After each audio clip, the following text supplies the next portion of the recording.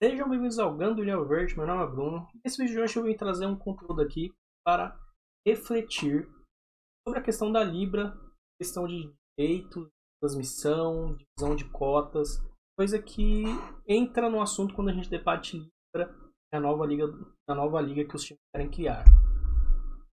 Bem, a gente sabe que teve na sexta-feira aquele plágio da Leila no Flamengo, e a gente sabe muito bem porque também, a gente sabe muito bem uma das coisas que estão travando um pouco na Libra a criação da nova liga. Na minha opinião, já deveria ter saído do papel se caso os clubes realmente estivessem interessados em melhorar o futebol brasileiro. Existe uma regra que estão querendo instalar na nova liga, é a criação como a gente pode dizer, uma garantia, né? Para o Flamengo e para o Corinthians, duraria 5 anos, que garantiria a eles uma captação de cotas maior que eles realmente ganhariam e caso seguisse a fórmula que seria aplicada para todos. Isso é porque eles ganham muito dinheiro hoje da Globo com a questão dos direitos de emissão. E isso faz com que muitos flamenguistas também não concordem tanto com essa questão aí da fórmula da Libra. E eles usam como desculpa para defender que eles devem ganhar muito mais que os outros clubes, porque eles têm uma torcida muito maior, que consome mais futebol do que os outros clubes. Mas hoje eu vim trazer um debate. Eu já vi em outros canais, até no próprio canal do Fernando, do Tá Verde, e isso é uma falácia. Não sou profissional em números, eu fiz uma busca aqui de informações e vou passar o que eu achei e o que eu acho que é o que realmente acontece. Pode ser que eu esteja errado, se eu estiver errado, vem aqui nos comentários e trago informações que se contrapõem. Estou vindo com um debate franco, tá? Eu vim com esse debate porque no último vídeo falando da Leila, a gente recebeu um cara aqui. Eu não sei se dá para vocês lerem, mas eu vou ler aqui e eu vou debater esse comentário. Eu até respondi ele, mas eu vou debater em vídeo esse comentário. Quanta besteira e quanto clubismo. A realidade é que o Flamengo no passado foi até motivo de chacota e com uma gestão séria e muito trabalho, o Flamengo conseguiu o objetivo com sua competência e não dependendo de padrinhos como muitos hoje reclamam do Flamengo. Bem, o Flamengo está correto em defender seus interesses. Esses de um futebol para todos é balela, conversa para boi dormir ou porcos escrever errado, acho que é porcos dormirem. O Flamengo tem 50 milhões de torcedores e pode chorar dizendo que é terceirizado, etc, como se não tivéssemos torcedores de outros clubes em outros estados.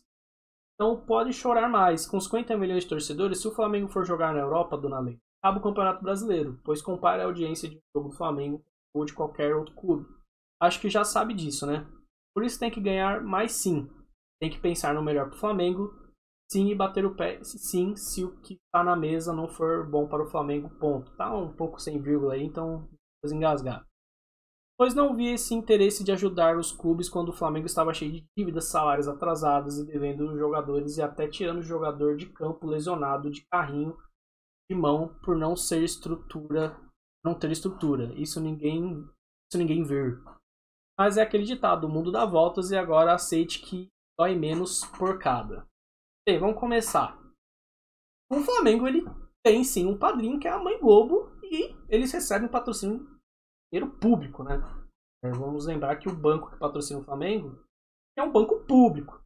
Então, tem sim seus padrinhos, né? E sempre teve. Não estou falando que isso é o que ajudou eles, mas não é isso que fez eles se melhorar. Realmente, ele falou que realmente teve uma melhora na gestão do Flamengo. O Flamengo ficou muitos anos muito ruim para conseguir se manter saudável financeiramente e ter hoje um clube, um elenco muito melhor. Tá certo. Talvez isso não tenha sido realmente melhorou o Flamengo, mas não vamos mentir que isso sim ajuda, né, o Flamengo a melhorar financeiramente, coisa que os outros clubes, eu não conheço outro time. O Corinthians já teve sim patrocínio de empresas públicas, mas eu não conheço se os outros clubes já tiveram. E esse negócio que o Flamengo tem uma gestão, muito mais torcedores que consomem o Flamengo, isso, pessoal, eu garanto para vocês, é falácia. Eles têm a maior torcida? Eu acredito que sim, todas as pesquisas dizem. Mas não significa que eles têm, de fato, a maior torcida que consome futebol. Eu vou explicar por quê. Primeiro, o Flamengo, desde sempre, o Flamengo e o Corinthians, são times que passam muito na rede aberta. E acabaram acumulando mais torcida por causa disso. Isso é fato, não é especulação, não é teoria, isso é um fato. Eles passaram muito mais na rede aberta no passado e isso fez com que a torcida deles aumentasse. Fato.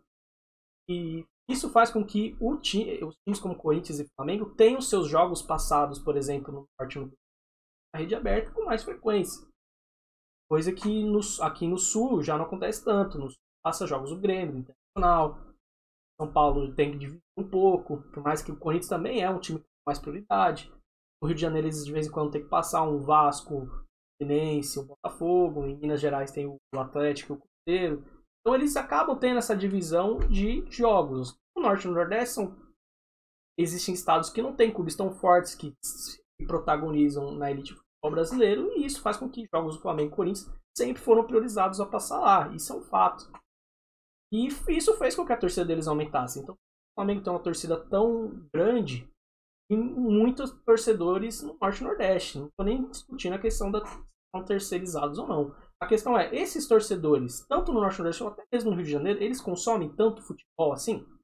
Bem, vamos conversar primeiro falando um pouco sobre as cotas que o Flamengo e o Corinthians recebem da Globo pelo pay-per-view. O Flamengo, ele recebe 163 milhões por contrato. Mas, se caso a gente separar o dinheiro e só pegar o dinheiro que eles recebem por venda de pay-per-view, eles recebem somente 79 milhões. Ainda é um dinheiro muito mais que os outros times têm. Mas você percebe que não é o absurdo que eles ganham da Mãe Globo. Né? A Globo paga muito mais pela exclusividade dos clubes. O Corinthians ele recebe 110 milhões. E se a gente separar somente o pay-per-view, ele recebe 48 milhões. O Palmeiras recebe 50 e se separar o pay-per-view recebe 33. Você percebe que o Flamengo tem mais vendas, ainda assim tem mais vendas, mas o Corinthians, por exemplo, já fica muito mais abaixo. O Corinthians já está muito mais próximo, né? Se a gente separar somente as vendas de pay-per-view. Isso que a maioria dos jogos deles passam na rede aberta, então deve ter gente que não tem que pagar. Então talvez até tivesse sim um número um pouco ainda maior que esse. Aí tem os outros clubes, o Grêmio seria 24,2, São Paulo cortado na imagem. Mas dá para você ver que eles seriam um valor muito mais abaixo. Recebem muito mais pela exclusividade do contrato. E temos outra informação também, o que a gente pode usar de base. A gente teve a questão dos sócios torcedores. Se o Flamengo fosse um time que tivesse tantos consumidores, tem um sócio torcedor bem forte. Com os números aqui de março, esses números eu sei que são desatualizados, mas é a última pesquisa. O Palmeiras ele teria 136 mil. A gente sabe que hoje tem mais, muito por conta do Palmeiras Pay, né, que acabou possibilitando que muitos mais virar sócio atuante. Então o Palmeiras está com esse número. O Flamengo, a pesquisa ele tem 100 mil. O Grêmio tem 85 mil. O Atlético Mineiro tem 84 mil. Então vocês veem que se o Flamengo tivesse 50 milhões de torcedores, ele teria muito mais sócios torcedores, né? Aí o que podem dizer é, mas o plano de sócio torcedor do Flamengo é mais caro do que o dos outros clubes. Aí, o problema do Flamengo é que não está comercializando para um público com menor renda. O Palmeiras tem o Palmeiras Pay que possibilita, tem planos mais baratos. E tem os planos mais caros. Então, se o Flamengo não consegue comercializar para um público mais simples, um público que tem menos condição financeira, o problema não é do Palmeiras, o problema é do Flamengo.